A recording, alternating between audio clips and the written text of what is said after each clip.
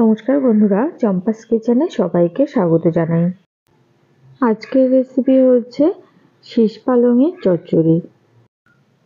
খুব সহজে ঘরে থাকা উপকরণ দিয়ে চচ্চড়ি আমি কি করে তৈরি করি, চলো তার রেসিপিটা চটপট দেখে নেওয়া যাক। শীতের শেষে এই শীষ পালংয়ের চচ্চড়ি খেতে কিন্তু ভীষণই ভালো লাগে।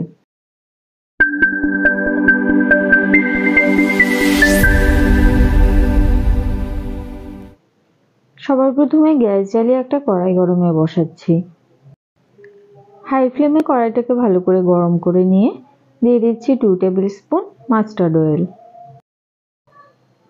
গরম তেলে এবারে দেব একটা ফাটিয়ে নেওয়া শুকনো লঙ্কা আর একটা তেজপাতা। 4-5 সেকেন্ড নাড়াচাড়া করে নিয়ে এর মধ্যে দিচ্ছি হাফ টিস্পুন পাঁচফোড়ন। যে কোনো নিরামিষ চচ্চড়িতে পাঁচফোড়নের ফ্লেভারটা ভীষণই ভালো লাগে। এবারে শীতে নানা ধরনের সবজি ছোট ছোট করে কেটে এর মধ্যে দিয়ে দিয়েছি।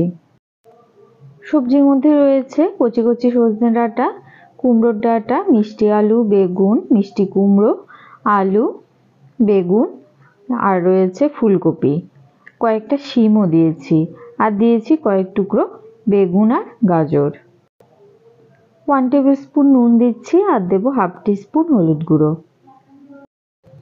4-5টা চেরা কাঁচা লঙ্কা দিলাম। এবারে সমস্ত কিছু খুব ভালো করে একবার মিশিয়ে নিচ্ছি।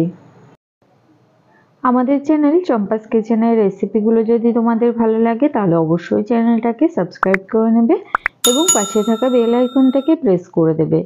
এতে করে যখনই আমি নতুন ভিডিও আপলোড করব সাথে সাথে এর নোটিফিকেশান তোমাদের কাছে পৌঁছে যাবে। ভালো করে কেটে ধুয়ে রাখা শীষ পালংয়ের মধ্যে দিয়ে দিলাম। এবারে মোটামুটি 5-7 মিনিটের জন্য এটাকে ঢেকে দিয়েছি। শাক সেদ্ধ হতে খুব একটা বেশি সময় লাগবে না। এরই মধ্যেই দেখো পালং শাকগুলো কিন্তু বেশ খানিকটা মজে গেছে।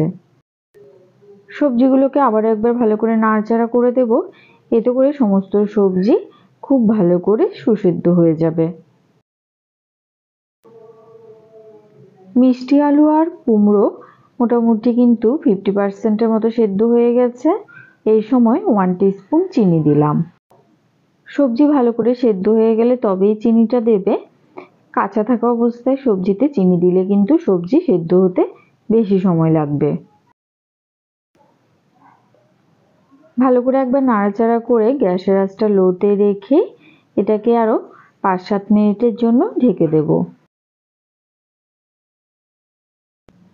5-6 মিনিট ঢেকে সেদ্ধ করার পরে শীষ পালংয়ের চচ্চড়ি কিন্তু তৈরি হয়ে গেছে।